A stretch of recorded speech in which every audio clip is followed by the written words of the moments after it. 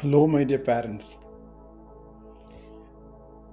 Have you wondered why so many kids are struggling with anxiety, depression, and mental health issues?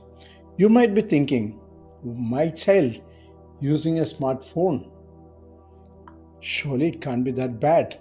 Well, what if I told you that the very tool we thought would connect our kids to the world may be pushing them into mental health crisis? Today, we are diving deep into why this is happening and, as parents, how to reverse it. Smartphones have become inseparable as a part of our life, especially for our kids. But as they scroll, text, snap, there's a growing epidemic of anxiety, depression, and social isolation.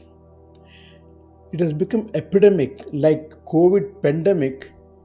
Now we are having a smartphone epidemic. The numbers are staggering. Millions of teens and preteens are now more anxious than ever before. The real question is why this is happening now? The answer lies that the smartphones affect the developing brain. If you have seen the movie Inside Out, joy, sadness, anger, all trying to control the mind of a little girl going through the big life changes. Well, in real life, kids spend hours on their phones. How I can explain to you is you are seeing a movie, you get involved in that. It's only for 3 hours. But imagine those characters when you come back to their phones and they're stuck forward. Their emotions of the kids are running without any breaks. Social media floods them with comparisons, fear of missing out, and constant pressure. Now imagine your child trying to navigate that emotional storm every day. But where the movie is seen, you are finished, that's it. But here, it keeps following them. No wonder they are overwhelmed. But it's not just the social media they are missing out. It's a real life face to face interaction, and that's what the problem really deepens because we're discussing with somebody else. That movie you saw that's so fearful. That real face to face interaction, that interactive talking is gone. So then, now what do you find? What is the solution for this to save my child from this? It's a solution by I've seen is Dr. Jonathan Haidt, who is a social psychologist. And he has dedicated years of understanding why kids are struggling. And more importantly, how to help them recover.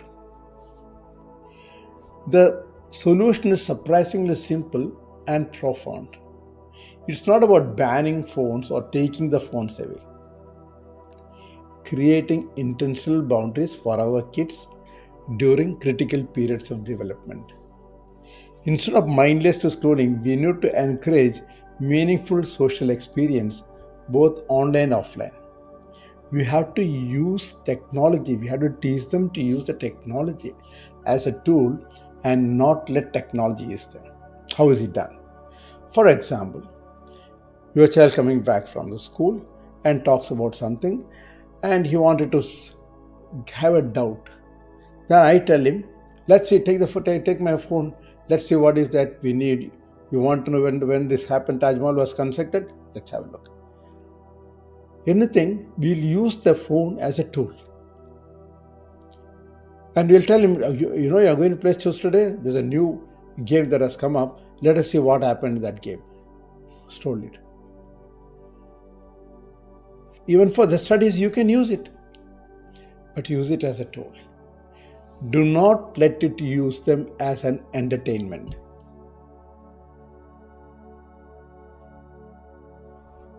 Let them use their books as entertainment because that creates pictures in their brains, connections in their brains.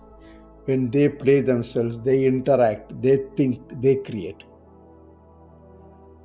Let them draw, let them play. But we are not allowing restricting them the use of phone, but we are restricting them to use it as a tool. It's about guiding your kids to balance their digital lives with the real life interactions before it's too late. You may be thinking, I've tried restricting screen time, but nothing really works. The difference here is that the focus is on when and how to use the technology, not just cutting off. It's about guiding your kids to balance their digital lives with real life interaction before it is too late. And trust me, kids, when given the structured time with technology, like it as a tool, are happier, more socially confident, emotionally resilient. Imagine seeing a child thrive again. Less anxiety, more laughter, and real meaningful friendships. If you are a parent struggling with your child's smartphone use, you are not alone. It doesn't have to be overwhelming. Join my discussions on this, where I tackle real life challenges actionable with actionable solutions.